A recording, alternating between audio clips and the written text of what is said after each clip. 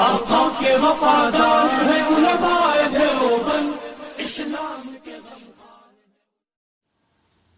الحمد لله نحمده ونستعينه ونستغفره ونؤمن به ونتوكل عليه ونعوذ بالله من شرور أنفسنا ومن سيئات أعمالنا من يهده الله فلا مضل له ومن يضلله فلا هادي له وأشهد أن لا إله إلا الله وحده لا شريك له وأشهد أن سيدنا ونبينا ومولانا محمدا عبده ورسوله صلى الله تعالى عليه وعلى آله وأصحابه وبارك وسلم تسليما كثيرا أما بعد.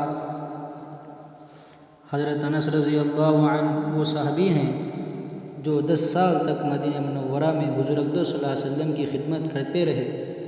ان کے والدین نے ان کو حضور اقدس صلی اللہ علیہ وسلم کے پاس چھوڑ دیا تھا تاکہ آپ کی خدمت کرے اور آپ کی صحبت میں رہے.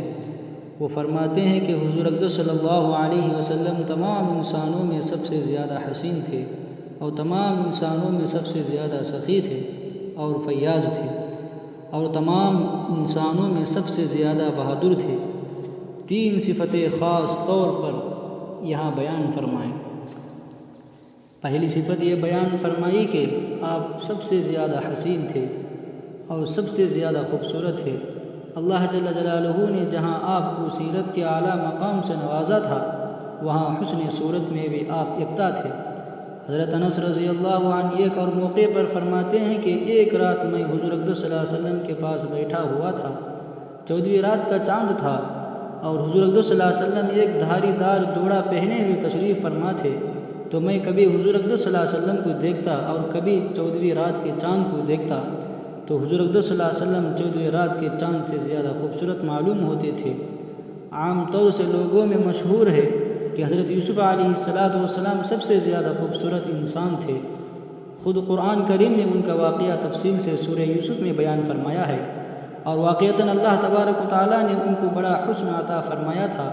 لیکن جن لوگوں نے حضور اقدس صلی اللہ علیہ وسلم کی زیارت کی ہے وہ کہتے ہیں کہ حضور اقدس صلی اللہ علیہ وسلم سے زیادہ حسین ہم نے روئے زمین پر نہیں دیکھا. قرآن کریم نے حضرت یوسف علیہ السلام کا واقعہ بیان کیا ہے کہ زلیخا حضرت یوسف علیہ السلام کو دیکھنے کے بعد ان کے حسن پر فریفتہ ہو گئی تھی. حضرت یوسف علیہ السلام ان کے گھر میں غلام کے طور پر تھے اور زلیخا کی حیثیت مالکہ کی تھی. تو زلیخا کی سہیلیاں ملامت کیا کرتی تھی کہ مالکہ ہو کر یہ غلام پر فریفتہ ہے. تو زلیخا نے ان کا علاج یہ کیا کہ ایک مرتبہ ان سب کی دعوت کی اور دعوت کے اندر کچھ نارنگیاں رکھ دی اور ساتھ میں چھری رکھ دی کہ یہ کاٹ کر کھائیں.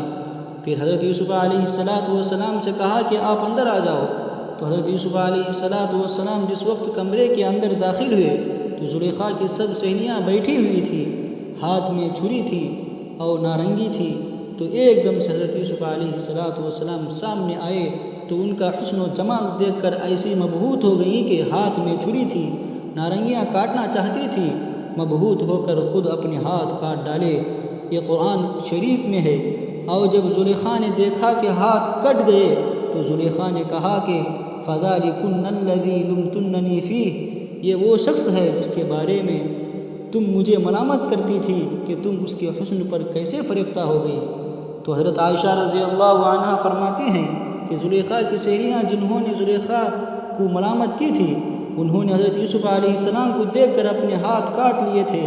اگر وہ کبھی حضور اقدس صلی اللہ علیہ وسلم کی مبارک پیشانی کا جلوہ دیکھ لیتی تو ہاتھ کے بجائے اپنا دل چیر ڈالتی. اللہ تبارک و تعالیٰ نے حضور اقدس صلی اللہ علیہ وسلم کو حسن صورت بھی ایسی عطا فرمائی تھی.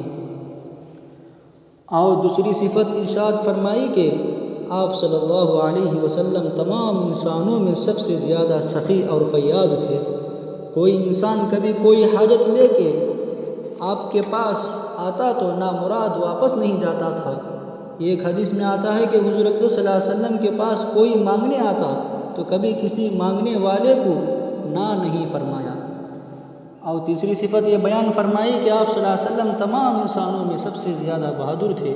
حضرت انس رضی اللہ عنہ آپ کی بہادری کا ایک واقعہ بیان فرماتے ہیں کہ ایک رات مدینہ منورہ کے لوگوں میں اچانک گھبراہٹ پیدا ہوئی. گھبراہٹ کی وجہ یہ تھی کہ مدینہ منورہ اس زمانے میں چھوٹی سی بستی تھی اور آج کل جن لوگوں نے نیا حرم نبوی دیکھا ہے۔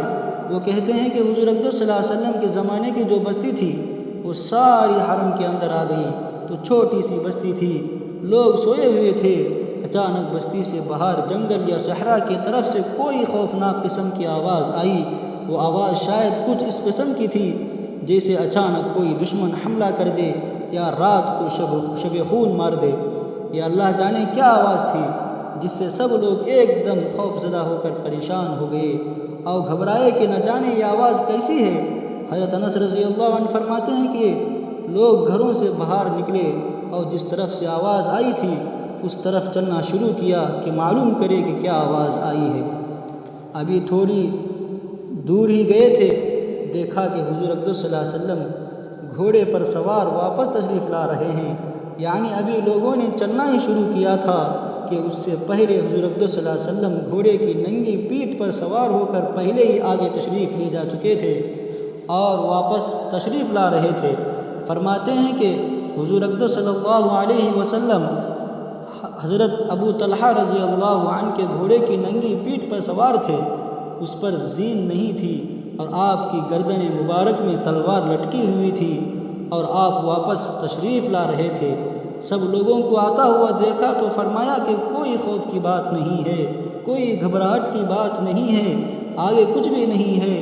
اور پھر فرمانے لگے کہ اس گھوڑے کی تو میں نے سمندر کی طرح تیز پایا، یعنی یہ گھوڑا اس قدر تیز دوڑا کہ ایسا معلوم ہوتا ہے جیسے سمندر ہو۔ حضرت انس رضی اللہ عنہ فرماتے ہیں کہ سارے لوگ گھبرائے ہوئے تھے، خوف کے عالم میں تھے اور ہر شخص پریشان تھا کہ خدا جانے کیا واقعہ پیش آیا ہے۔ سارے لوگ جمع ہو کر جا رہے تھے، اتنے میں حضور اقدس صلی اللہ علیہ وسلم تنے تنہا کھڑے گھوڑے کی ننگی پیٹھ پر سوار واپس تشریف لا رہے ہیں اور آ کر سب کو اطمینان دلایا۔ صحابہ کرام فرماتے ہیں کہ جب جہاد کا موقع ہوتا اور جنگ میں دشمنوں کا حملہ شدید ہو جاتا اور گھمسان کی لڑائی ہوتی اور ہم لوگوں کے اندر گھبراہٹ پیدا ہوتی تو ہم گھبرا کر حضور اقدس صلی اللہ علیہ وسلم کے پاس جا کر پناہ لیا کرتے تھے اور آپ کے پاس جا کر تسلی ہوتی تھی، آپ سارے لوگوں کو تسلی دیا کرتے تھے۔ حضور اقدس صلی اللہ علیہ وسلم نے ایک مرتبہ غزوے کے سفر میں ایک جگہ پڑاؤ ڈالا، دوپہر کا وقت تھا، سارا لشکر آرام کرنا چاہتا تھا، تو حضور اقدس صلی اللہ علیہ وسلم بھی ایک سائے میں تھوڑی دیر آرام کے لیے لیٹ گئے اور آپ کی جو تلوار تھی وہ آپ نے اپنے پاس رکھ لی اور پھر آنکھ لگ گئی۔ مشرکین میں سے ایک شخص نے دیکھا کہ حضور اقدس صلی اللہ علیہ وسلم تنہا ہیں، وہ سو رہے ہیں اور تلوار پاس پڑی ہے، تو اس سے بہتر موقع کیا ہوگا؟ وہ جلدی سے آیا، اس نے تلوار اٹھا لی۔ جب تلوار اٹھا کر کھڑا ہوا تو حضور اقدس صلی اللہ علیہ وسلم کی آنکھ کھل گئی، آپ نے دیکھا کہ اس کے ہاتھ میں تلوار ہے، آپ نہتے ہو گئے ہیں۔ تو اس شخص نے حضور اقدس صلی اللہ علیہ وسلم سے کہا کہ اے محمد صلی اللہ علیہ وسلم، آج تم میرے قابو میں آئے ہو، بتاؤ تمہیں مجھ سے کون بچا سکتا ہے؟ حضور اقدس صلی اللہ علیہ وسلم نے جواب میں اطمینان سے فرمایا کہ میرا اللہ مجھے بچائے گا۔ اس نے جب دیکھا کہ حضور اقدس صلی اللہ علیہ وسلم دیکھ رہے ہیں کہ تلوار سر پر موجود ہے، خود نہتے ہیں اور میں جس وقت چاہوں وار کر کے الیاذ باللہ حضور اقدس صلی اللہ علیہ وسلم کو نقصان پہنچا سکتا ہوں، لیکن یہ عجیب شخص ہے، ان کے اوپر ادنا گھبراہٹ بھی نہیں، ادنا تذبذب نہیں، اور اتنے اعتماد کے ساتھ کہہ رہے ہیں کہ اللہ تعالیٰ مجھے بچائے گا۔ تو حضور اقدس صلی اللہ علیہ وسلم کے اس اطمینان کا اس شخص کے اوپر ایسا اثر ہوا اور ایسا رعب پڑا کہ وہ تھر تھر کانپنے لگا۔ اسی کپ کپاہٹ کے عالم میں تلوار اس کے ہاتھ سے گر گئی۔ اب حضور اقدس صلی اللہ علیہ وسلم نے ہاتھ میں اٹھا لی اور فرمایا کہ اب بتاؤ تمہیں کون بچائے گا؟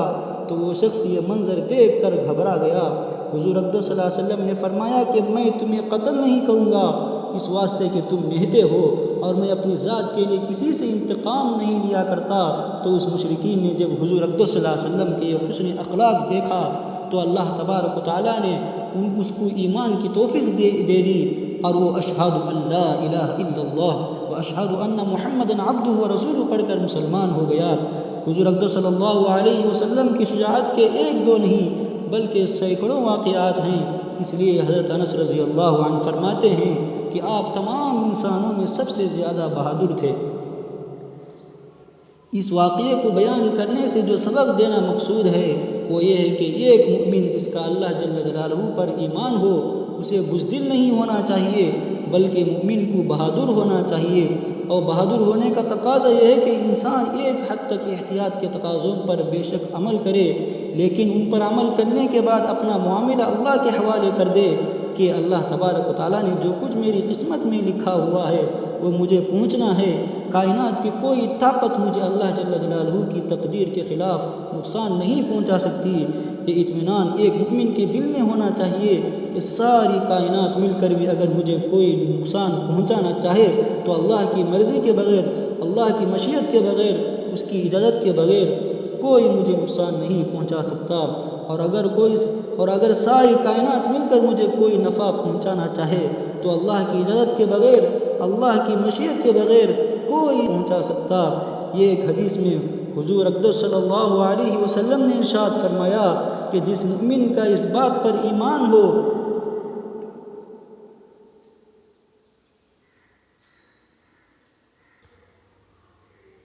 کہ اللہ جل جلالہ کی مشیت کے بغیر نہ کوئی چیز اس کائنات میں نفع پہنچا سکتی ہے نہ نقصان، تو اس کو بزدل سے کیا واسطہ؟ کیوں وہ سوائے اللہ کے کسی سے نہیں ڈرتا؟ کیونکہ وہ سوائے اللہ کے کسی سے نہیں ڈرتا۔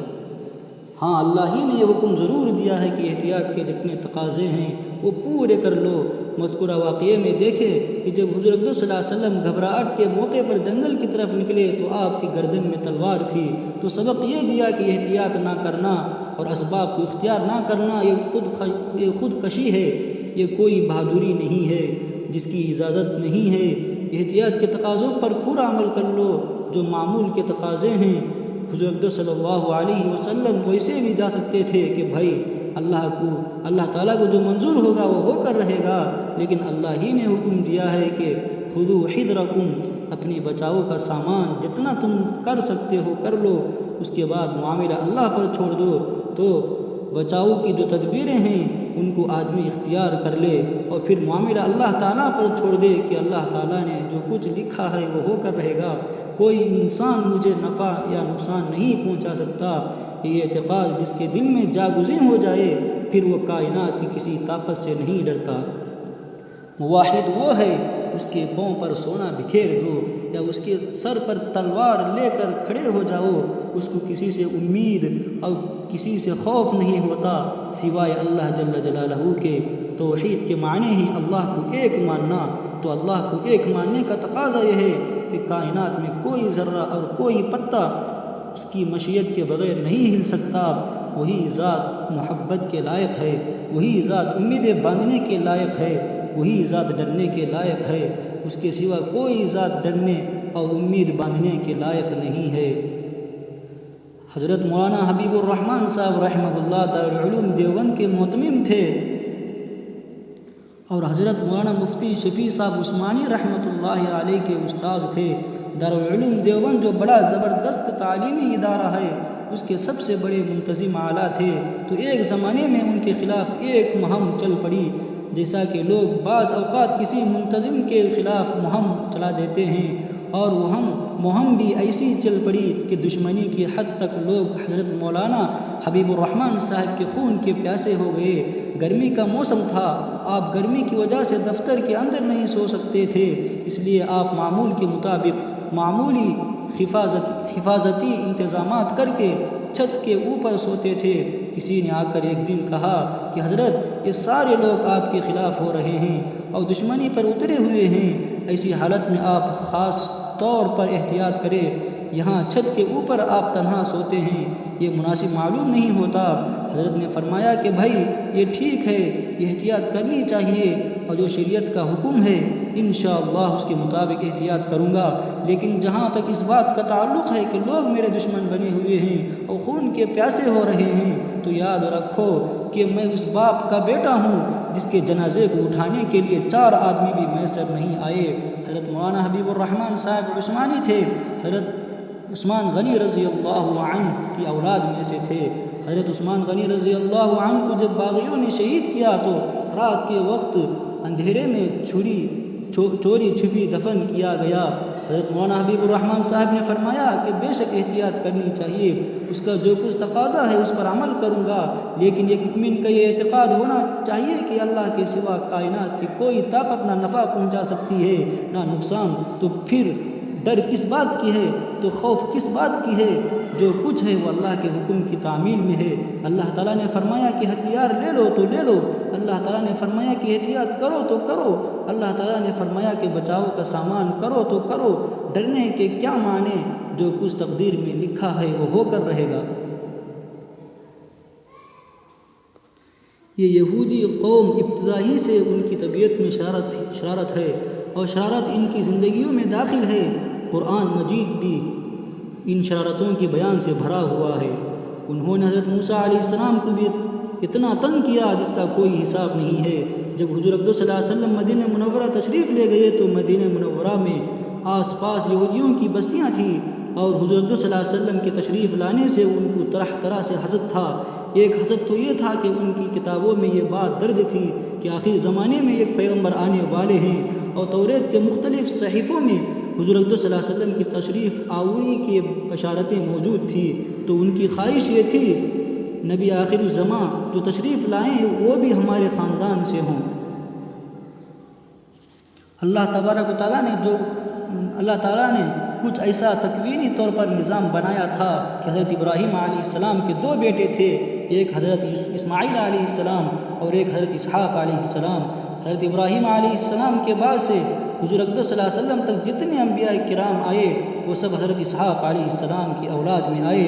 حضرت اسحاق علیہ السلام کے بیٹے حضرت یعقوب علیہ السلام اور حضرت یعقوب علیہ السلام کے بیٹے حضرت یوسف علیہ السلام، یہ سارے بنی اسرائیل کہلاتے ہیں، کیونکہ اسرائیل حضرت یعقوب علیہ السلام کا دوسرا نام ہے۔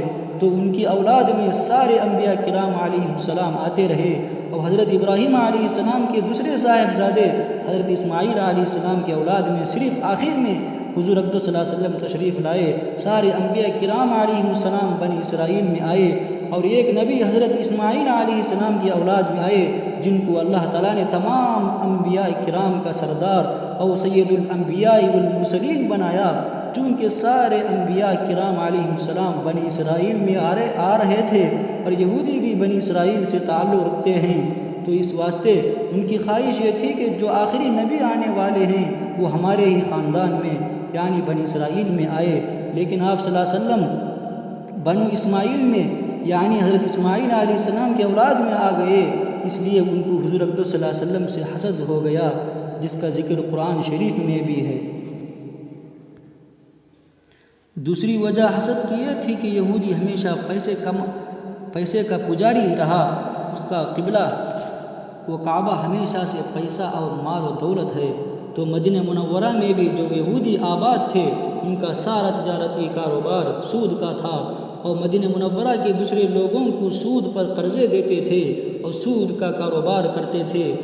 اس کے علاوہ دوسری بات یہ تھی کہ مدینہ منورہ میں دو قبیلے تھے، ایک اوس کا قبیلہ تھا اور ایک خزرج کا قبیلہ تھا۔ دونوں قبیلوں کی آپس میں لڑائی ہوتی رہتی، اور یہودی وہ باقاعدہ جنگ کراتے تھے تاکہ یہ دونوں قبیلے آپس لڑتے رہے اور ہم اپنی چودراہٹ کے اوپر قائم رہیں۔ جب دونوں قبیلوں میں لڑائی ہوتی تھی تو ہر قبیلے کو پیسے کی ضرورت پڑتی تھی، تو وہ انہیں یہودیوں کے پاس جاتے تھے اور یہ سود پر ان کو قرضہ دیتے تھے۔ تو ان کی لڑائیوں اور جنگوں سے ان کا کاروبار چمکتا تھا، ان کے پیسے کھڑے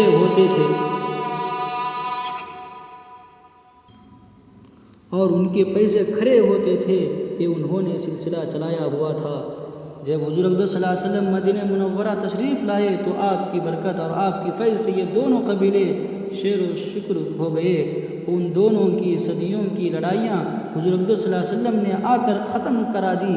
آپ کے تشریف آوری سے کچھ ہی پہلے مدینہ منورہ میں ان دونوں قبیلوں کی لڑائی ہوئی ہے، جس کو بعث کی لڑائی کہتے ہیں۔ جنگ بعث 120 سال تک جاری رہی ہے۔ اس میں دونوں قبیلوں کے بڑے بڑے سردار اور نمایاں لوگ سب ختم ہو گئے تھے۔ 120 سال کی اس جنگ میں یہ دونوں قبیلے ایک دوسرے کے خون کے سخت پیاسے تھے۔ جب حضور اقدس صلی اللہ علیہ وسلم تشریف لائے تو آپ نے دونوں قبیلوں کو ایمان کی دعوت دی، توحید پر دونوں کو جمع فرمایا اور دونوں کو بھائی بھائی بنا دیا۔ قرآن کریم میں اس کا ذکر فرمایا ہے، اذ کنتم اعداء فالف بین قلوبکم فاصبحتم بنعمته اخوانا۔ اس وقت کو یاد کرو جب تم لوگ ایک دوسرے کے دشمن اور خون کے پیاسے تھے، پس اللہ تعالیٰ نے تمہارے دلوں کو جوڑ دیا، اللہ تعالیٰ کے انعام سے تم بھائی بھائی بن گئے۔ تو جو نفرت اور عداوت کی آگ ان دونوں کے درمیان بھڑک رہی تھی، اللہ تعالیٰ نے اس کی جگہ اس کے درمیان ایسی محبت قائم فرما دی کہ دونوں قبیلے بھائی بھائی بن گئی۔ اب کوئی لڑائی باقی نہیں رہی۔ جب ان کی لڑائیاں ختم ہوئی تو یہودیوں کا سارا کاروبار جوان کی لڑائیوں کے اوپر موقوف تھا، وہ ٹھنڈا پڑ گیا، اس لیے اور زیادہ ان کو حضور اقدس صلی اللہ علیہ وسلم سے بغض ہو گیا۔ نتیجہ یہ ہوا کہ یہ طرح طرح کی سازشیں اور شرارتیں حضور اقدس صلی اللہ علیہ وسلم کے خلاف کرنے لگے۔ بالجملہ شرارتوں میں سے ایک شرارت یہ کرتے تھے، جب حضور اقدس صلی اللہ علیہ وسلم کے پاس آتے تو بجائے السلام علیکم کے السلام علیکم کہتے۔ السلام علیکم کے معنی ہیں تم پر اللہ کی سلامتی نازل ہو، اور السلام علیکم کے معنی ہیں تم پر موت آئے۔ دوسرے سننے والے کو پتہ نہیں چلتا تھا کیا کیا بولا ہے، وہ سمجھتے تھے کہ ہم بڑی چالاکی سے کام لے رہے ہیں۔ تو حضرت عائشہ رضی اللہ عنہا فرماتی ہیں کہ ایک دن کچھ یہودی آئے، انہوں نے آ کر کہا السلام علیکم۔ حضرت عائشہ رضی اللہ عنہا سمجھ گئی کہ انہوں نے السلام علیکم کے بجائے السلام علیکم کہا ہے، تو حضرت عائشہ رضی اللہ عنہا نے ترکی بترکی جواب دیتے ہوئے کہا علیکم السلام والالزام واللعنت، موت ہو، تمہارے اوپر ہلاکت ہو، تمہارے اوپر لعنت ہو۔ انہوں نے صرف السلام کہا تو حضرت عائشہ نے 3 لفظ کہہ دیے، اس کے بعد وہ چلے گئے۔ تو حضور اقدس صلی اللہ علیہ وسلم نے حضرت عائشہ رضی اللہ عنہا سے فرمایا کہ اے عائشہ، تم نے یہ تو اتنا سخت جواب دیا، یہ مناسب نہیں تھا، کچھ نرمی سے کام لینا چاہیے تھا، اور تمہیں تلخ کلامی کی ضرورت نہیں تھی۔ حضرت عائشہ رضی اللہ عنہا نے عرض کیا کہ یا رسول اللہ، آپ نے سنا نہیں تھا انہوں نے کیا کہا تھا؟ وہ ہمیں بیوقوف بنانا چاہتے تھے اور ایسا جملہ بول رہے تھے جو آپ کی شان میں بڑی گستاخی کا جملہ تھا، لہٰذا مجھ سے برداشت نہ ہو سکا اور میں نے اس کے جواب میں یہ کہہ دیا۔ آپ نے فرمایا کہ تم نے مجھے نہیں دیکھا کہ میں نے کیا جواب دیا؟ جب انہوں نے کہا کہ السلام علیکم تو میں نے کہا کہ وعلیکم، بس وعلیکم کا معنی ہے اور تم پر، ویسے بھی جو سلام کا جواب ہوتا ہے وعلیکم السلام ہوتا ہے۔ وعلیکم السلام کا معنی ہے تمہارے اوپر سلامتی ہو، تو میں نے ان کے جواب میں صرف وعلیکم کہا، یعنی جو کچھ تم میرے بارے میں کہہ رہے ہو وہ تمہارے اوپر ہو۔ میں نے اس کے علاوہ نہ تو لعنت کا لفظ استعمال کیا، نہ میں نے اس میں موت کا لفظ استعمال کیا، نہ میں نے اس میں ہلاکت کا لفظ استعمال کیا، میں نے صرف وعلیکم کہہ دیا۔ یاد رکھو وہ کتنا ہی کہتے رہے اور جو کچھ بھی کہتے رہے، ان کی بددعائیں ہمارے حق میں قبول نہیں ہوتی اور ہماری بددعائیں ان کے حق میں قبول ہوتی ہے، لہٰذا تمہیں اتنا آگے بڑھ کر علیکم السلام والالزام واللعنت کہنے کی ضرورت نہیں تھی۔ پھر فرمایا کہ عائشہ ان اللہ یحب الرفق فی امر کلہ او کما قال رسول اللہ صلی اللہ علیہ وسلم۔ اے عائشہ، اللہ تبارک و تعالی ہر معاملے میں نرمی کو پسند فرماتے ہیں، اور بعض روایتوں میں یہ فرمایا کہ نرمی جب کسی کام میں داخل ہوگی اس میں زینت پیدا کرے گی، اور نرمی جس چیز سے بھی نکال لی جائے گی اس میں عیب پیدا کرے گی۔ اب ذرا آپ اندازہ لگائیے، حضور اقدس صلی اللہ علیہ وسلم کا ایسی قوم سے واسطہ ہے جس کی ساری زندگی شرارتوں میں بسر ہو رہی ہے، جو صبح و شام مسلمانوں کے خلاف سازشیں اور شرارتیں کر رہے ہیں، اور نہ صرف خفیہ کر رہے ہیں بلکہ کھلم کھلا سامنے آ کر السلام علیکم کہے گئے۔ اس کے باوجود حضور اقدس صلی اللہ علیہ وسلم نے حضرت عائشہ کو تنبیہ فرمائی اور یہ پسند نہیں فرمایا کہ بہت زیادہ تلخ اور سخت اور غصہ الفاظ میں جواب دیا جائے۔ فرمایا کہ جتنی ضرورت ہے اتنا بولو، اس سے زیادہ سخت کلامی کی ضرورت نہیں۔ جب کافروں، دشمنوں اور سازشیں کرنے والوں سے بات چیت میں حضور اقدس صلی اللہ علیہ وسلم اس درجہ احتیاط فرما رہے ہیں اور حضرت عائشہ رضی اللہ عنہ کو نرمی کی تلقین فرما رہے ہیں، تو ہمیں یہ سبق ملتا ہے کہ آپس میں بات چیت کرنے میں احتیاط کرنے کی کتنی سخت ضرورت ہے۔ اس سے آپ اندازہ کر سکتے ہیں، اور یہی بات بتلانی منظور ہے۔ حضرت عائشہ صدیقہ رضی اللہ عنہا کو حضور صلی اللہ علیہ وسلم نے ایسا سبق دے دیا کہ وہ فرماتی ہیں کہ اس کے بعد میرے منہ پہ کبھی کسی کے لیے لعنت اور ہلاکت کی بددعا کے الفاظ نہیں آئے۔ حضرت مولانا مفتی شفیع صاحب عثمانی رحمہ اللہ فرمایا کرتے تھے کہ جب اللہ جل جلالہ نے حضرت موسیٰ علیہ السلام اور ان کے بھائی حضرت ہارون علیہ السلام کو فرعون کے پاس بھیجا، اور وہ فرعون خدائی کا دعوے دار تھا اور کہتا تھا انا ربکم الاعلیٰ، میں تمہارا سب سے بڑا پروردگار ہوں، الیاذ باللہ، اور اپنی ساری رعیت کو اپنا غلام بنایا ہوا تھا، تو اللہ تعالیٰ نے فرمایا کہ جاؤ اس کو نصیحت کرو، فقولا لہو قولا لینا، اسے جا کر نرم بات کرنا، کیونکہ اس کو اسلام کی دعوت دینی ہے۔ دعوت دینے والے کا کام یہ ہے کہ جس کو دعوت دی جا رہی ہے اس سے نرمی کے ساتھ گفتگو کرے، لعلہ یتذکر او یخشی، شاید کہیں نرمی کے نتیجے میں وہ نصیحت حاصل کر لے یا اس میں اللہ کا خوف پیدا ہو جائے۔ فرعون کے پاس حضرت موسیٰ علیہ السلام کو بھیجتے ہوئے اللہ تبارک و تعالیٰ نے یہ نصیحت فرمائی، کیونکہ ہو سکتا تھا کہ موسیٰ علیہ السلام جا کر کہتے کہ تو خدائی کا دعوے دار ہے اور تو ملعون ہے اور تو مردود ہے، اس کو گالیاں دینا شروع کر دیتے، مگر اللہ تبارک و تعالیٰ نے یہ نصیحت نامہ دے کر بھیجا کہ نرمی سے بات کرو۔ حضرت مولانا مفتی شفیع صاحب عثمانی رحمہ اللہ فرمایا کرتے تھے کہ آج تم حضرت موسیٰ علیہ السلام سے بڑے مصلح نہیں ہو سکتے، تمہارا مخاطب فرعون سے بڑا گمراہ نہیں ہو سکتا، لہٰذا جب اللہ تعالیٰ نے حضرت موسیٰ علیہ السلام کو فرعون سے نرم بات کرنے کا حکم دیا ہے، حالانکہ اللہ جانتے تھے یہ فرعون آخر دم تک ایمان لانے والا نہیں ہے، اس کے باوجود اس کے ساتھ نرم بات کرنے کا حکم دیا، تو ہم اور تم کس شمار قطار میں ہے؟ ہمیں بھی بطریق اولا یہ حکم ہے کہ جب ہم کسی سے بات کریں یا کسی کو دین کی دعوت دیں یا کسی کو تبلیغ کریں یا کسی کو امر بالمعروف اور نہی عن المنکر کریں یا کسی کو برائی سے روکے یا کسی کو اچھائی کی تلقین کرے، تو ہمارا لب و لہجہ، ہمارا انداز نرمی کا ہونا چاہیے۔ یہ پیغام ہے قرآن کا اور یہی سنت ہے حضور اقدس صلی اللہ علیہ وسلم کی، لہٰذا یہ سختی کا برتاؤ کرنا، غصے سے پیش آنا، چاہے وہ دین کے لیے کیوں نہ ہو، یہ پیغمبروں کا طریقہ نہیں ہے۔ حضرت مولانا مفتی شفیع صاحب عثمانی رحمۃ اللہ علیہ فرمایا کرتے تھے اللہ تعالیٰ ان کے درجات بلند کرے کہ دیکھو حضرت ہود علیہ السلام جب اپنی قوم کے پاس گئے، جا کے توحید کی دعوت دی، ان کو ان کی بدعمالیوں پر متنبہ کیا، تو ان کی قوم نے جواب میں کہا اِنَّا لَنَرَاكَ فِي صَفَاحَةٍ وَإِنَّا لَنَظُنُّكَ مِنَ الْكَاذِبِينَ، کہ ہمیں تو آپ بیوقوف معلوم ہوتے ہیں، پیغمبر سے کہہ رہے ہیں کہ ہمیں تو آپ بیوقوف معلوم ہوتے ہیں اور ہمارا غالب گمان یہ ہے کہ آپ پکے جھوٹے ہیں، الیاذ باللہ۔ حضرت مولانا مفتی شفیع صاحب عثمانی رحمہ اللہ فرماتے ہیں کہ آج کوئی شخص کسی داعی کو یا کسی واعظ کو یا کسی مصلح کو یہ کہہ دے کہ تم بیوقوف ہو اور تم جھوٹے ہو، تو جواب میں وہ کہے گا کہ تم جھوٹے، تمہارا باپ جھوٹا، اور تم بیوقوف، تمہارا دادا بیوقوف۔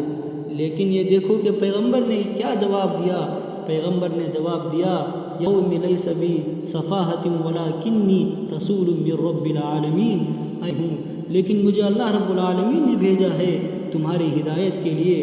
تو قوم نے جو گالی دی تھی بیوقوف کہہ کر، حضرت ہود علیہ السلام نے اس گالی کو ایک حقیقت بنا کر یہ فرما دیا کہ میں تو تمہارے لیے ہدایت کا پیغام لایا ہوں۔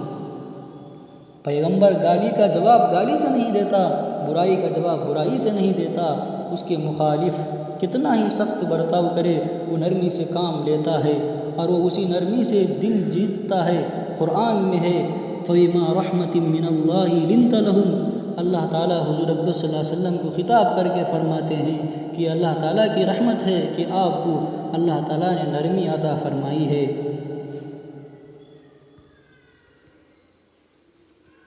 وَلَوْ كُنْتَ فَظًّا غَلِيظَ الْقَلْبِ لَانفَضُّوا مِنْ حَوْلِكَ، اگر آپ سخت کلام ہوتے اور غصے کا معاملہ کرنے والے ہوتے تو سب آپ کے پاس سے بھاگ جاتے۔ ہم نے آپ کو نرم خود بنایا ہے، جو اللہ تعالیٰ کی رحمت ہے۔ تو پیغمبروں کا طریقہ یہی ہے شفقت کا، وہ ساری مخلوق پر شفیق ہوتے ہیں۔ حدیث میں آتا ہے کہ حضرت ابو ہریرہ رضی اللہ عنہ فرماتے ہیں کہ اوس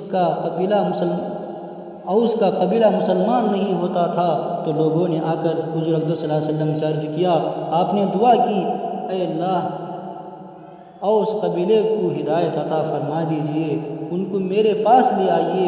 اللہ تعالیٰ نے اس دعا کی برکت سے ان کو مسلمان کر دیا۔ حضرت معروف خرقی رحمہ اللہ بڑے درجے کے اولیاء اللہ میں سے ہیں، بہت اونچے درجے کے بزرگ ہیں۔ بغداد میں ان کا مزار ہے۔ ان کا واقعہ لکھا کہ ایک مرتبہ یہ اپنی ایک مرید کے ساتھ دریائے دجلہ کے کنارے جا رہے تھے، جیسے ہوا خوری کے لیے آدمی نکل جاتا ہے۔ دریا میں ایک کشتی گزر رہی تھی، اس میں آہوارہ اور اوباش قسم کی کچھ نوجوان سوار تھے جو پکنک منانے کے لیے نکلے ہوئے تھے۔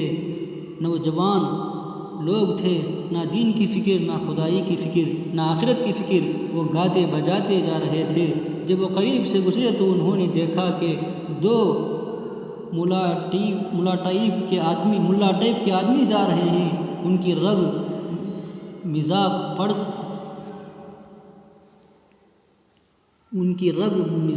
پھڑک اٹھی۔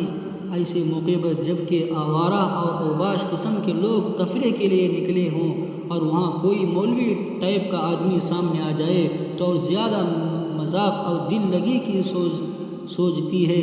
انہوں نے حضرت معروف خرقی رحمہ اللہ جیسے بزرگ کے اوپر بھی کچھ فقرے کس دیے تو جوان کے ساتھ اس کے مرید تھے۔